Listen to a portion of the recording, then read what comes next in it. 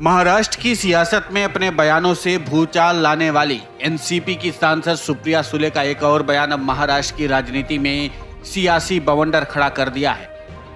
हालांकि सुप्रिया के इस बयान के कई मायने निकाले जा रहे हैं, लेकिन फिर भी उनका ये बयान महाराष्ट्र के सियासी हलकों में चर्चा का विषय बना हुआ है।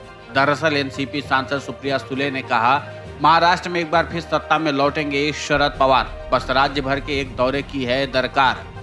आपको बता दें कि उनके मुताबिक शरद पवार जब भी महाराष्ट्र का दौरा करते हैं तो सत्ता में लौटते हैं। शरद पवार सत्ता में रहते हैं तो राजधानी में जमे रहते हैं, जैसे ही विपक्ष में आते हैं महाराष्ट्र के दौरे पर निकल जाते हैं। राज्य भर के सफल दौरे के बाद वे फिर सत्ता में लौट आते हैं। शरद पवार की सफलता का यही सीक्रेट है जो सुप्रिया सुले ने शेयर किया है। सुप्रिया सुले इंदापुर में एक आयोजित कार्यक्रम में बोल रही थी। उन्होंने कहा कि चुनाव क्या होता है हमसे ज्यादा किसी और ने नहीं देखा है। शरद पवार के 55 साल के राजनीतिक करियर को देखें तो इस डगर में जितने शिखर हैं उतने ही भंवर हैं। 55 साल में वे 27 साल सत्ता में और 27 साल विपक्ष में रहे। दोनों ही दौर में महाराष्ट्र ने उन्हें अपार प्रेम दिया। वे जहां भी रहे महाराष्ट्र उनके दिल से कभी दूर नहीं गया। सुप्रिया सुले ने कहा, शरद पवार जब जब विपक्ष में आते हैं दौरे पर निकल जाते हैं, जब जब दौरे पर जाते हैं सत्ता में लौट आते हैं। उनके महाराष्ट्र दौरे में ऐसा क्या घटता है मुझे अब तक पता नहीं चल पाया, पर यह जरूर पता चला है कि अब तक ऐसा ही होता आया है। एनसीपी सांसद ने आगे कहा, महाविकास अघाड़ी सरकार आएगी, किसी ने यह सपने में भी नहीं सोचा था। सब यही सोच रहे थे कि एनसीपी तो अब गई। रोज सुबह उठा तो सबसे पहले यही सुनना पड़ता था कि पार्टी छोड़कर कौन गए। शाम तक राहत की सांस लेते थे कि चलो ये रह गए वो रह गए। दूसरे दिन की शुरुआत भी उन्हीं खबरों के साथ होती थी। इतने लोग पार्टी छोड़कर जा रहे थे कि हिसाब नहीं था।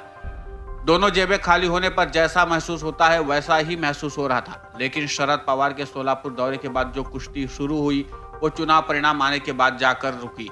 हालांकि ये कोई पहली बार नहीं है जब सुप्रिया सुले के किसी बयान से सियासी हलकों में चर्चा गर्म हुई हो। इसके पहले भी वो राज्य के मुख्यमंत्री एकनाथ शिंदे को भी फटकार लगा चुकी है। आपको बता दें कि जब से महाराष्ट्र में महाविकास अघाड़ी की सरकार गिरी है तब से ही सुप्रिया सुले ने राज्य की शिंदे सरकार के खिलाफ मोर्चा खोल रखा है और वो शिंदे सरकार को घेरने के लिए कोई भी मौका नहीं छोड़ती हैं। लेकिन जिस तरीके से सुप्रिया सुले ने शिंदे सरकार को घेरा है और उसके बाद जो दावा किया है, जाहिर सी बात है इससे सियासी घमासान मचना ही था, लिहाजा मच गया।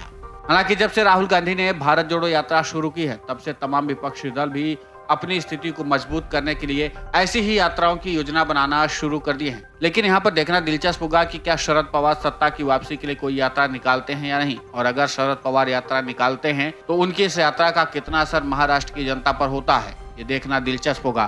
क्योंकि शरद पवार कई बार महाराष्ट्र में यात्राएं निकाल करके सत्ता तक पहुंचे जरूर हैं, लेकिन हर बार शरद पवार ही बाजी मार पाए ये भी कहना मुश्किल है। क्योंकि महाराष्ट्र की राजनीति में जिस तरीके से सियासी उथल पुथल हुआ है उससे काफी कुछ बदला भी है। देखना दिलचस्प होगा कि शरद पवार आखिर इस बार महाराष्ट्र की सत्ता में वापसी कर पाते हैं या नहीं।